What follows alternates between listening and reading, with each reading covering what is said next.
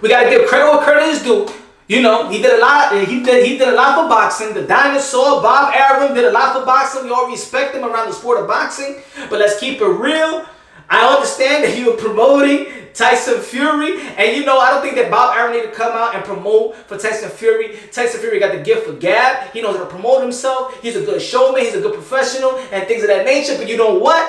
Bob Arum gonna come out and wants to compare Tyson Fury and Muhammad Ali. Now, he's a gutsy old man.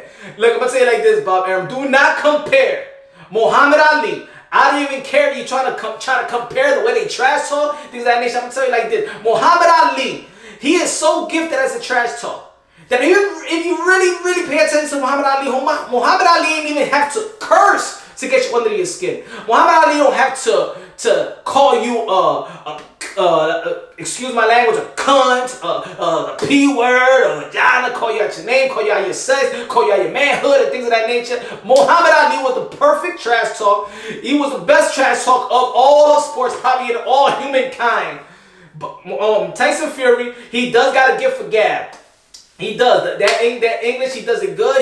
He's up to beat. He got the flow of it. He's very comfortable with himself. He got his own style. He got his own demeanor. I understand that. But there's a lot of trash talkers also in boxing. They was not compared to Muhammad Ali. You don't have to compare Tyson Fury to Muhammad Ali. Now, if people want to say, oh, the way that he moves the ring and that he's so tall and he's just so agile and he uses his speed and he uses hand movement, But I'm gonna say it like this. In the end of the day, excuse me, Muhammad Ali, even when he was going round for round, there was knockouts. He has his knockouts. He was spectacular in those fights. You know? He was spectacular with the Sonny Liston. He was spectacular in that fight. With the George Foreman, he was spectacular in those fights. In the George Frazier, that was spectacular of Muhammad Ali. Yes, he was flowing like a butterfly sting, but he was stinging like a bee. And he was just stinging like a bee. He was knocking you out as well. Now, Tyson Fury, a lot of his style is, yes, he can move around for a big guy. He's very agile. You do not see it in the world of boxing. But in the heavyweight division, if you're not Muhammad Ali, we just want to see pure heavyweight knockout. We do want to see the boxing technician work with the little division, the middleweight division, yeah, the welterweight division, the lightweight division. That's what we really want to see, some speed. That's what we want to see, boxing technician and things of that nature. But when we want to see the heavyweight, you already know we want to see pure knockouts. Yes, Mike Tyson has spoiled us. Yes, George Foreman has spoiled us. George Frazier, yes, has spoiled us. But that's the nature of the heavyweight division. So yes, Tyson Fury, but let me say it like this. Bob Arum probably wasn't saying that when he wasn't signed with ESPN.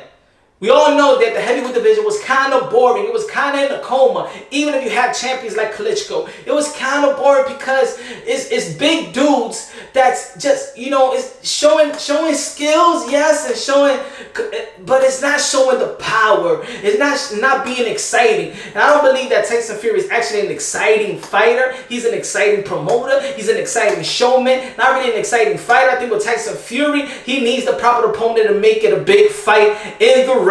So you already know with Tom Schwartz, this fight, like I said in my other video, I didn't like the too much friendly promotion. Because in the end of the day, I look at these people like modern day warriors, modern day gladiators, and at the end of the day, y'all stepping in the ring, and there's potential of people to be hurt, people to be killed, people to be hospitalized. So I just don't like that fun and game. Yes, it's good professionalism. Yes, it's good to see from time to time, but it has to be the timing. I just ain't like the timing in the press conference. There's 3 days left for y'all to go into battle, and as everything is fun and game, and y'all taking model pictures. It just doesn't do me. You know, it doesn't make me come out of my pocket. I just see it like this is just an exhibition or it's a friendly fight. It doesn't do it for me. You know, so I hope in a weigh-in it's more of a, you know, we're gonna go to battle, no more fun and games, and that's it. I hope so, but I think Bob Arum need to chill. I know he don't got a lot of more years left. He lived a good life. He lived a whole good life. You don't need to promote Tyson Fury. You do not need to say or compare Muhammad Ali to Tyson Fury. Please, you don't need. Tyson Fury know how to promote himself. And he's very, and Tyson Fury, one thing about Tyson Fury, he's very respectful.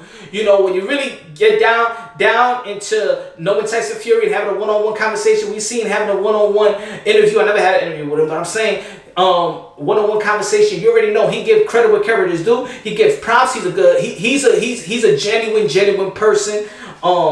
It's just like that thing with the Mike Tyson. He was being genuine with Mike Tyson. He's been genuine with Deontay Wilder. He's been genuine with Anthony Joshua. But of course, he got a job to do. He got a job to sell fights and sell himself. But comparing him to Muhammad Ali, tell me, you agree? Disagree? Leave your comment in the comment box. If you haven't subscribed, I hope you subscribe. I hope you like the original content. Talking a little fast, but you know, I gotta do things, you know. Editing